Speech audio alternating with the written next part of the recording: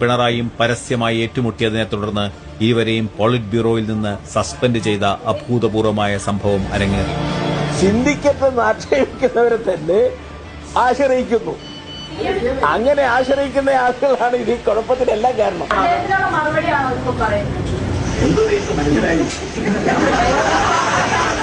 നിങ്ങൾ അങ്ങനെ ഒരു ചോദ്യം ചോദിച്ചിരുന്നുവെങ്കിൽ ആ ചോദ്യത്തിന് വ്യക്തമായി തന്നെ മറുപടി പറഞ്ഞു പോകണമായിരുന്നു.